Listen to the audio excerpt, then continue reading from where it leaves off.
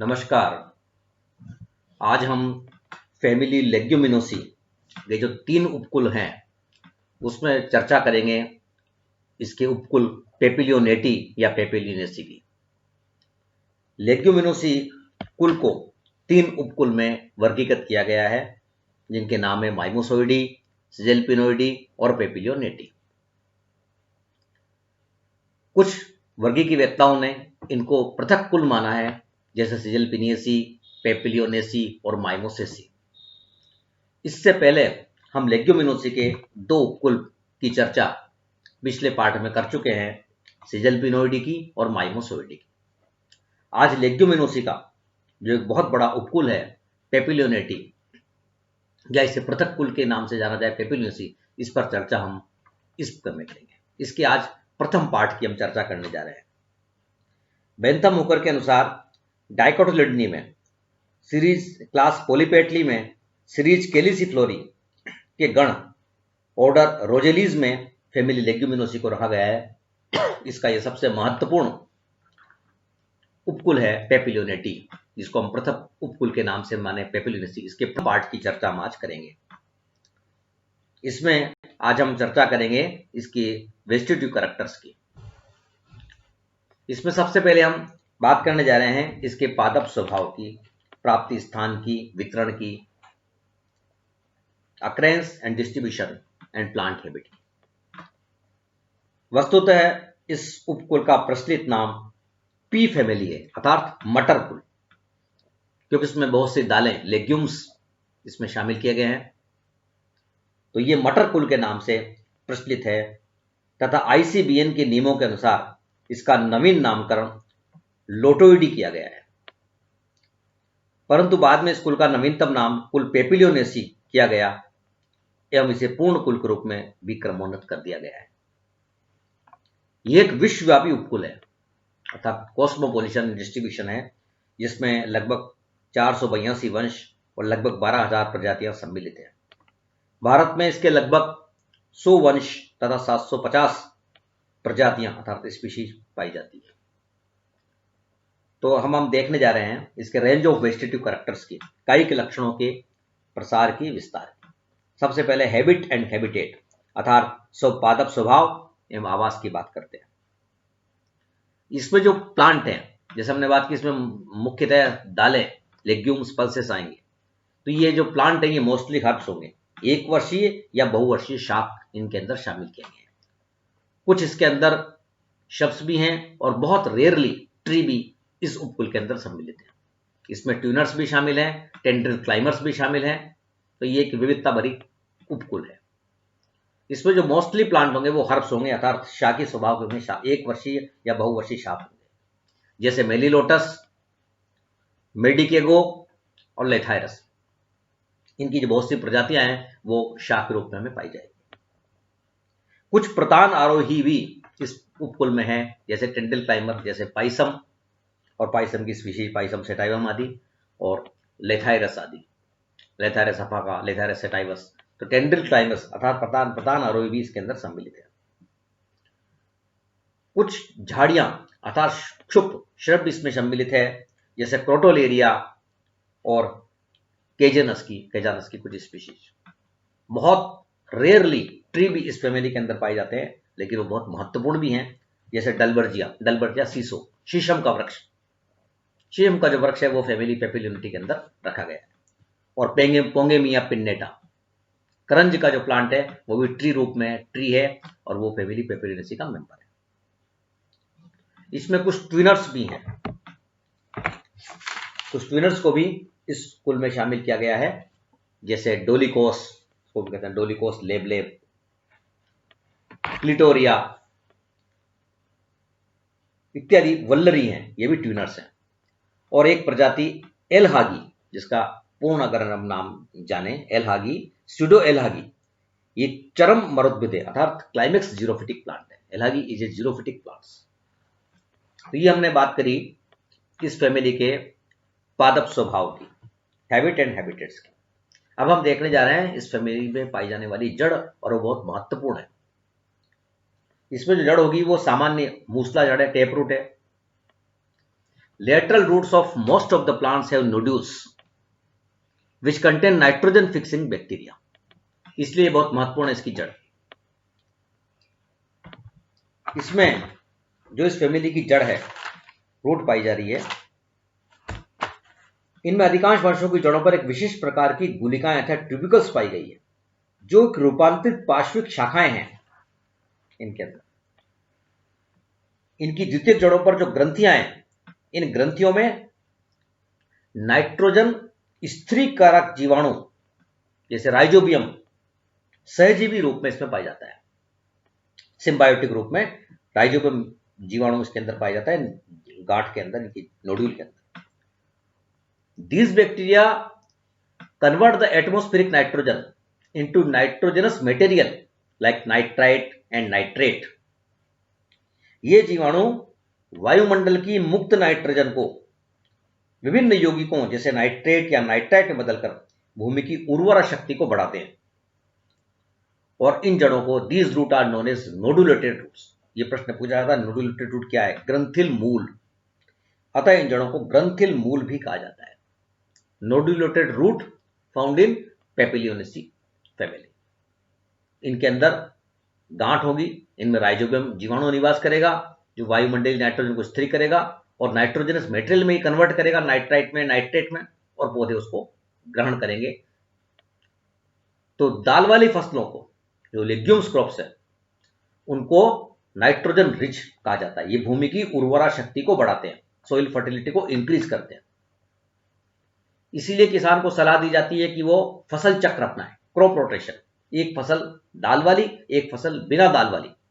जो आधुनिक किसान है वो इसको अपनाते भी हैं, रोटेट करते हैं फसलों को, एक लेग्यूमिनस क्रॉप, एक नॉन लेग्यूमिनस क्रॉप, ताकि जो ये जीवाणु की जो गांठ है, ग्रंथिल मूल है, ये जब फसल कटने पर जमीन में रह जाए और अगली फसल को वो प्राप्त हो नाइट्रेट के रूप में। और उनको नाइट्रोजन जो फर्टिलाइजर्स है वो किसानों को नहीं अप्लाई करना पड़े, नहीं डालना पड़े। केमिकल जो फर्टिलाइजर हैं, यूरिया इत्यादि, वो इनको नहीं डालना पड़ेगा, क्योंकि इनमें पहले से ही नाइट्रोजन उपलब्ध होगी भूमि को। अतः ये भूमि की उर्वरा शक्ति को बढ़ाते हैं, उर्वरक एक तरह से। ये बायोलॉजिकल बायो फर्टिलाइजर्स है। ये विशेषता है लेग्यूम्स क्रॉप्स के अंदर, पेपिलियस क्रॉप्स के अंदर। इसके बाद हम दो फोटोग्राफ्स यहां पर देख रहे हैं। एक की बात अभी हो गई है, एक की बात अगली स्लाइड में हम करेंगे। Photograph showing the root nodules and tendrils.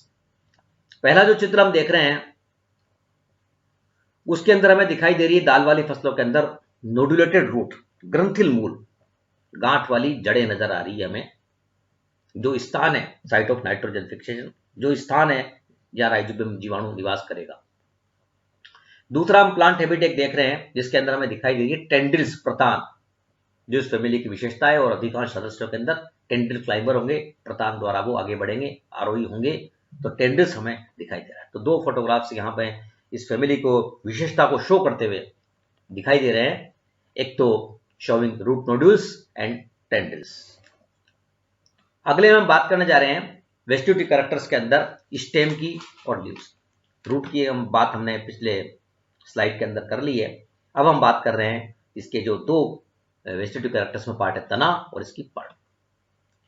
इसका जो तना है वो ऊर्ध्व है, इरेक्ट, या क्रीपिंग, विसर्पी। ये ब्रांच्ड होगा अर्थात शाकित, रोमिल है, हेरी, और सिलेंड्रिकल अर्थात बेलनाकार होगा, और सॉलिड अर्थात ठोस होगा।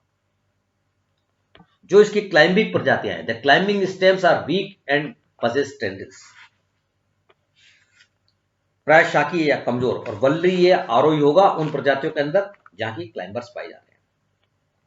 तो ये हमने देखा क्लाइंबिंग स्टेम के अंदर ये तना वैसे तो ठोस होगा पर उनके अंदर वीक होगा, और वो प्रतान भी रखेगा, आरोही। अब सबसे महत्वपूर्ण जो बात करने जा रहे हैं, जो विशेषता है इसकी पत्तियां, पत्तियों में बहुत विभिन्नता हमें देखने को मिल रही है। उन पर्ण की बात हम अब करने जा रहे हैं। तो वेस्टिब्यूलरी कैरेक्टर्स में बहुत इंपॉर्टेंट के रूप में हमें नोट करना है, लिखना है, देखना है इसकी पर्ण किस प्रकार की है पेपिलियोनेसी। इसकी जो पत्तियां हैं वो है अल्टरनेट अर्थात एकांतरित, पिटियोलेट, अर्थात सवरंत है। स्टिपुलेट अर्थात अनुपर्णीय, और पल्विनस है, इनका पर्णाधार जो है फूला हुआ है, जो इस पूरी फैमिली में हम देखते आ रहे हैं, विशेषता उसी में। और कोलाइन एंड रेमल अर्थात स्तंभिक और शाखित, पत्तियां मुख्य तने पर भी है, इसकी शाखाओं पर भी, कोलाइन एंड रेमल। और इनमें जो शिराविन्यास है वो है जालिका व शिराविन्यास, रेटिकुलेट वेनेशन। ये सामान्य बात हुई। अब हम देखते हैं इनके प्रतान, जो हमने बात की, स्टिपुस किस प्रकार के हो सकते हैं, किस प्रकार के अनुपर्ण हैं। तो अनुपर्ण में हम देख रहे हैं किस प्रकार के अनुपर्ण। इसके स्टिपुस आर एडिनेट अर्थात संलग्न, अनुपर्ण संलग्न हो सकते हैं। जैसे हमने उदाहरण यहां पे लिखा है ट्राइफोलियम में और मेडिकेगो में। ट्राइफोलियम की प्रजातियों में, मेडिकेगो मेडिकागो की प्रजातियों के अंदर एडिनेट अर्थात संलग्न प्रकार के हो सकते हैं। या फ्री लेटरल स्टिपुस के रूप में होंगे, तो स्वतंत्र पार्श्व अनुपर्ण, स्वतंत्र पार्श्व अनुपर्ण के रूप में पाए जाएंगे, जैसे केजनस में, केजनस के जान, और सेसबेनिया में, सेसबेनिया में, केजनस में, इनमें स्वतंत्र पार्श्व अनुपर्ण के रूप में पाए जाएंगे, अर्थात फ्री लेटरल स्टिपुस यहां पर पाए जाएंगे। तो ये हमने बात की इनकी स्टिपुस की। जो प्रतान है वो एडिनेट अर्थात संलग्न हो सकते हैं, या फ्री लेटरल स्टिपुस के रूप हो सकते हैं, स्वतंत्र पार्श्व अनुपर्ण के रूप हो सकते हैं। इनके उदाहरण भी हमने यहां पर देखे। उसके बाद एक बहुत इंपॉर्टेंट एग्जांपल हम देख रहे हैं, डेस्मोडियम गायरेंस। ये जो प्लांट है इसका वनस्पतिक नाम और कॉमन नेम, सामान्य नाम में जानना आवश्यक है। डेस्मोडियम गायरेंस, जिसका जो सामान्य नाम है वो है इंडियन टेलीग्राफ प्लांट, भारतीय जो पादप है, इंडियन टेलीग्राफ प्लांट, दूरभाष पादप, Indian telegraph plant, Desmodium gyrans. They exhibit continuous spontaneous movement. क्या होगा इस डेस्मोडियम गायरेंस में? इसमें उपस्थित दो छोटे छोटे पार्श्व पर्णक, इसके जो लेटरल लीफलेट है दो, वो लगातार ऊपर और नीचे गति करते रहते हैं, कंटिन्यूअस मूवमेंट करते रहेंगे, कंटिन्यूअस स्पॉन्टेनियस मूवमेंट करते रहेंगे, लगातार ऊपर और नीचे गति करते रहते हैं। इसलिए इसको नाम दिया है इंडियन टेलीग्राफ प्लांट। तो ये नाम हमें जानना आवश्यक है, इसको क्यों कहा जाता है। और in some genera such as Lathyrus, Pisum and Vicia, the terminal leaflets modified into tendrils. इस उपकुल की विशेषता है प्रतान का पाया जाना, इसमें अधिकांश में प्रतान पाया जा रहा है। अब प्रतान किस तरह से रूपांतरित हुए हैं वो हमें यहां पर देखना है। तो जब हमने उदाहरण लिखे हैं पाइसम का, लेथाइरस का, वीसिया का, इनमें क्या होगा, पाइसम, लेथाइरस, ओडोटेरिस और वाइसिया में कुछ ऊपरी पर्णक इनके जो हैं वो प्रतान में रूपांतरित हो जाते हैं। इनमें जो है terminal leaflets modified into tendrils, प्रतान में रूपांतरित होता है। पाइसम में, लेथाइरस, इन ओडोरेटस में और वीसिया के अंदर। इन लेथाइरस अफा का जो प्लांट है और जो सामान्य रूप से पाए जाने एक वाइल्ड प्लांट है, उनमें इन लेथाइरस अफा का all leaflets are modified into tendrils. Lathyrus aphaca का में पूरी पर्ण ही प्रतान में रूपांतरित हो जाती है, पूरी पर्ण रूपांतरित हो जाएगी प्रतान में, टेंड्रिल्स के अंदर। यह हमें वहां कंडीशन देखना मिलेगी, प्रतान किस तरह से रूपांतरित होते हैं। आगे हम बात करते हैं पत्तियां किस तरह की, सिंपल है या कंपाउंड है। तो पत्तियां सिंपल होगी, किन में होगी, सिंपल अर्थात सरल पत्तियां हैं, some species of protoleria and Elaeocarpus. ये हमने उदाहरण लिखा है, इनके अंदर पत्तियां सरल है, जैसे कि प्रोटोलेरिया के अंदर, एलिसी कार्पस के अंदर। और कंपाउंड है तो पामेटली कंपाउंड भी हो सकती है, पिन्नेटली कंपाउंड भी हो सकती है। जो पामेटली कंपाउंड है अर्थात हस्ताकार संयुक्त जो है, वो पत्तियां दिखाई देगी ट्राइफोलियम में और मेलीलोटस की प्रजातियों के अंदर, पामेटली कंपाउंड पत्तियों। और जो हमने बात की कि पिन्नेटली कंपाउंड्स, सामान्यतः पिच्छी रूप से संयुक्त पत्तियां होंगी ज्यादा।